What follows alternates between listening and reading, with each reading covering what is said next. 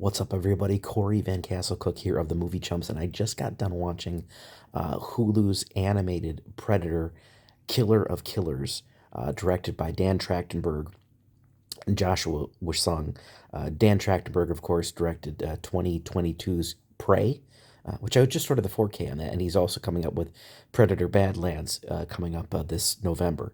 So this is an animated anthology, a kind of a secret Predator film that was filmed.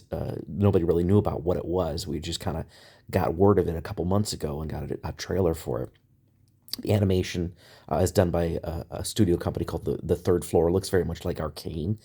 And I got to tell you guys, this thing fucking kicks ass. I mean, it is so goddamn good. I can't even express how amazing like this. If this was in, I mean, listen, I love the animation, the fact that it was animated.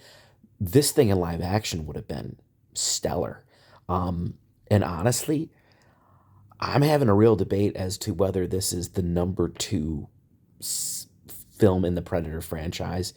Of it's between that and Prey. I mean, obviously, Predator 1987's Predator is going to be number one, but this is just so good. So for those of you who aren't familiar with what it is, it's basically like it's pretty much an anthology film.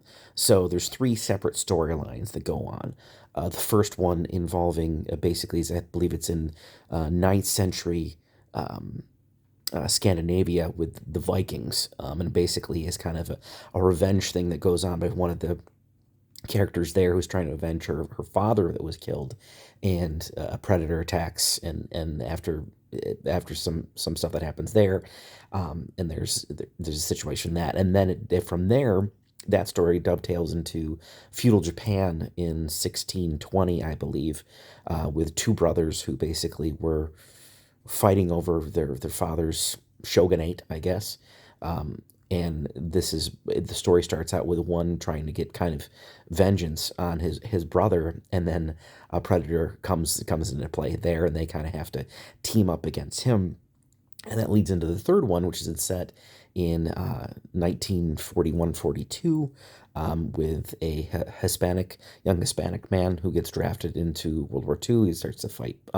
He flies planes, and he's also he's a pilot, and he has to kind of go up in the air and take down a predator that's kind of shooting down the various biplanes and whatnot and fighting in World War II in the North Atlantic.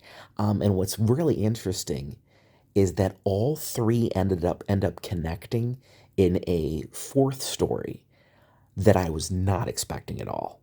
How they kind of converge, and the ending of this film is absolutely amazing and unexpected. There's actually some really good um, Easter eggs that are in this thing, but it doesn't it's not overwhelming in the least bit.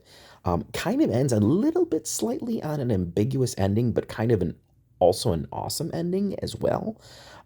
But I was absolutely blown away with this. And by the way, each section is called, the first one's called the shield, the second one's called the sword, and the last one's called the bullet. So they kind of all have that connection to them. But as I said, the animation from the third floor is spectacular. The voice, the voice. I don't know off the top of my head right now the people did the voices, the voiceovers. I'll have that more when I do an actual review and post it. But the animation is spectacular. The direction's great. The script is just tight. I mean, I don't remember the screenwriter's name in this instance, but it's one of those ones that, like, holy shit, why did they not release this in the theater? This would have cleared up, man. Like, I really hope that this gets a physical release, because this is a day one um, buy for me on 4K, 100%.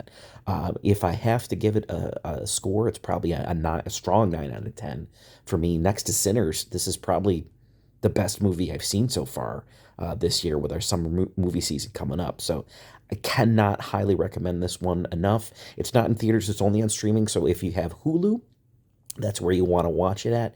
But the hype on this one is absolutely real. I think it's got like a 97% on Rotten Tomatoes. Not that you should always trust Rotten Tomatoes, but It's fantastic, guys. It is absolutely, positively, 100% amazing. If you're a Predator fan, if you're a fan of animation, if you're just a fan of good storytelling, this is the one for you.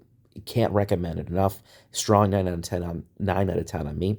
That's gonna be it for me, guys. I'll talk to you next time. This is Corey of the Movie Chumps signing off.